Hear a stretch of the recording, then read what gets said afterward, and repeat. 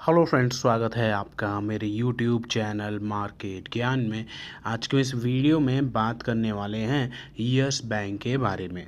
देखो, yes bank की तरफ से यहाँ पर कुछ बोनस शेयर्स दिए गए हैं।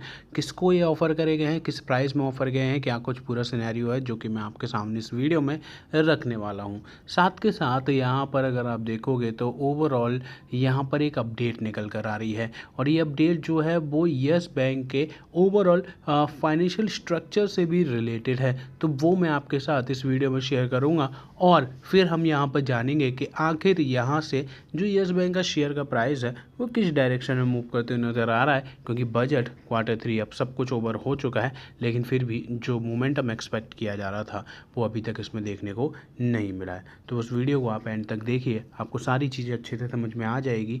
चैनल पर अगर आप फर्स्ट टाइम विजिट कर रहे हो तो प्लीज़ चैनल को सब्सक्राइब जरूर कर लीजिएगा, और अगर आपको वीडियो अच्छी लगे तो प्लीज़ एक लाइक ज़रूर कर दीजिएगा। चलिए वीडियो स्टार्ट करते हैं। सबसे पहले आप यहाँ पर देख पा रहे होंगे कि यस बैंक में आज जो है यानी कि फ्राइडे के दिन आपको यहाँ पर 2.5% की गिरावट देखने को मिली। शेयर 18 से भी नीचे पहुँच गया, और यहाँ पर आपको जो क्लोजिंग है वो देखने को मिली 17.72 की, यानी कि 18 रुपये 29 पैसे का हाई और 17 रुपये 72 पैसे की क्लोजिंग। तो ओवरऑल हालत जो है वो काफ़ी ख़राब है। जो टारगेट दिए जा रहे थे 16-15, उधर की तरफ ये ऑलरेडी शिफ्ट होते हुए नज़र आ रहा है। तो ओवरऑल चीज़ें यहाँ पर काफ़ी ज़्यादा नेगेटिव ही नज़र आ रही हैं यस बैंक के लिहाज से। स्पेशली बात करें तो स्टॉक के प्राइस के हिसाब से पिछला हफ्ता काफ़ी बड़े करेक्शन के साथ आया। 7% का करेक्शन आपको यहाँ पर पिछले हफ्ते में देखने को मिला, और पिछले एक महीने में आप यहाँ पर देख पा रहे होगे सिनारियो नेगेटिव ही है। 6 महीने में तो 26-27% का करेक्शन है। YTD आपको यहाँ पर 10% का करेक्शन देखने को मिल रहा है, और एक साल में तो 40% जो रिटर्न है एरोड हो गए। यानी कि ओवरऑल चीज़ें जो है वो काफ़ी ज़्यादा नेगेटिव ही हैं। कंपैरेटिवली देखोगे तो मार्केट की भी हालत कुछ ऐसी है, लेकिन यस बैंक की हालत काफ़ी टाइम से ही ऐसी है। अब सबसे पहले मैं यहाँ पर आपको दिखाता हूँ कि आखिर क्या कुछ चीज़ें जो हैं वो ही हैं। तो यस बैंक की तरफ से ये जो लेटर है वो यहाँ पर दिया गया है। This is to inform that the Nomination and Remuneration Committee of the bank has approved the allotment of 8,69,328 equity shares, यानी कि यहाँ पर आप देख पा रहे होंगे लगभग 8.5 लाख इक्विटी शेयर्स जो हैं वो यहाँ पर अलॉट कर दिए गए हैं। इन सब की फेस वैल्यू जो है वो 2 रुपये की ही है। और यहाँ पर अगर आप देखोगे तो ये अलॉटमेंट डेट है 14 फरवरी, यानी कि वैलेंटाइन डे वाले दिन आपको यहाँ पर ये जो स्टॉक्स हैं वो दिए गए हैं अंडर ऑप्शन YVL PESOP। ठीक है, तो ये ESOP के अंडर नहीं है, ये PESOP के अंडर आपको नज़र आते हैं। Bank has realized ₹1,13,92,626.75 only. ठीक है, तो इस ऑप्शन को इन्होंने जो यहाँ पर चलाया उसकी वजह से लगभग 1 करोड़ के आसपास का अमाउंट जो है वो यहाँ पर मिला।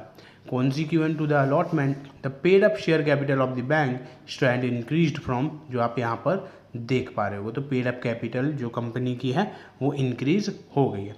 तो बेसिकली समराइज करें अगर हम इन्हें तो ESOP के अंदर नहीं, PESOP के अंदर यहाँ पर ये दिए गए हैं 8.5 लाख स्टॉक्स, और ये मेरे ख्याल से एम्प्लॉयज़ को ही दिए गए होंगे।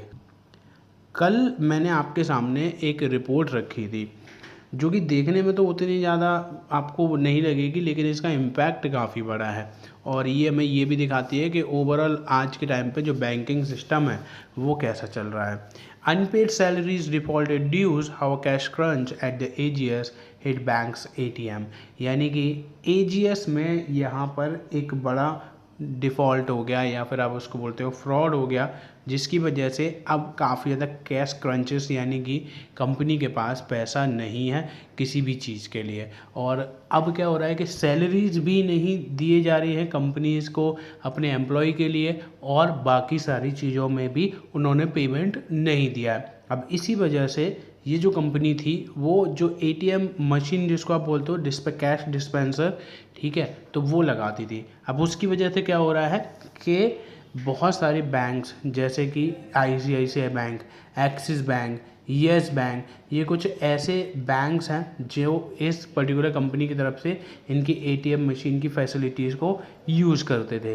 अब वहाँ पे हो गया डिफ़ॉल्ट, तो अब वो चीज़ें सही से काम नहीं कर रही हैं। इवन बहुत सारे ATM मशीन तो इन पर्टिकुलर बैंक्स के ICICI, एक्सिस और यस बैंक की अब बिल्कुल ही काम नहीं कर रही हैं। इसका जो यहाँ पर यस बैंक की तरफ से नोटिस दे दिया गया है और बता दिया गया है कि हमारे कुछ ATM जो हैं वो करेंटली अनअवेलेबल है, तो या तो आप डायरेक्टली ब्रांच में जाके कांटेक्ट कर सकते हो या फिर कोई दूसरे ATM में जाकर अपनी सर्विसेज को यूज़ कर सकते हो। तो ये कुछ सिनेरियोस चल रहे हैं। अभी हाल ही में कोऑपरेटिव बैंक महाराष्ट्र में वो भी यहाँ पर डिफ़ॉल्ट कर गई। बहुत सारे लोगों के पैसे फिर से उसमें अटक गए हैं और आज के टाइम पे भी एज सच कोई भी रिजोल्यूशन नहीं निकला है। तो इंडिया की बैंकिंग सिस्टम की हालत उतनी ज़्यादा अच्छी नहीं है।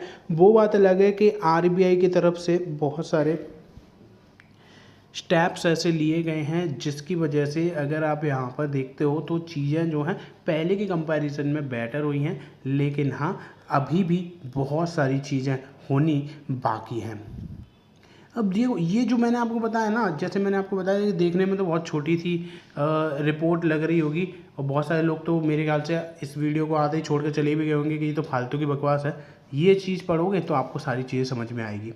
Industry sources estimate that nearly 1000 to 1500 crores of cash inventory may be at risk at this moment has not been filed into the ATM।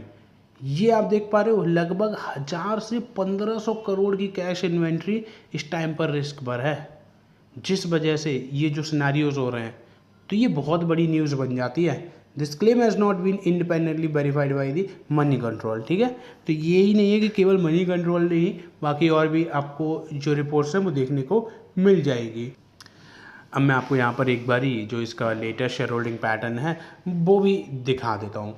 यहाँ आप देख पा रहे हो जून, सितंबर और दिसंबर, जिसमें FIIs, DIIs, गवर्नमेंट और पब्लिक की होल्डिंग्स देखने को मिल रही है। FIIs जहाँ पर पहले 27.08 थी, फिर 27 किया और अब यहाँ 26.74 पर अपनी होल्डिंग्स को कर दिया है। वहीं DIIs 38.10 से 38.20 पर आए, लेकिन अब ये इन्होंने बहुत बड़ी होल्डिंग बढ़ा दी है, 38.84 कर दिया है। बाकी गवर्नमेंट की होल्डिंग सेम है, ना कुछ एग्जिट करा ना ही एडिशन। पब्लिकली भी देखा जाए तो 34.82, 34.78, 34.42 धीरे धीरे करके रिटेल इन्वेस्टर्स इस स्टॉक से अपनी होल्डिंग्स को कम कर रहे हैं। तो यह है ओवरऑल सिनेरियो जो कि मैंने आपके सामने रख दिया है। फिलहाल वीडियो में बस इतना ही। वीडियो अगर आपको अच्छी लगी हो तो प्लीज़ एक लाइक ज़रूर कर दीजिएगा और चैनल पे फर्स्ट टाइम विजिट कर रहे हो तो सब्सक्राइब जरूर करिएगा। धन्यवाद।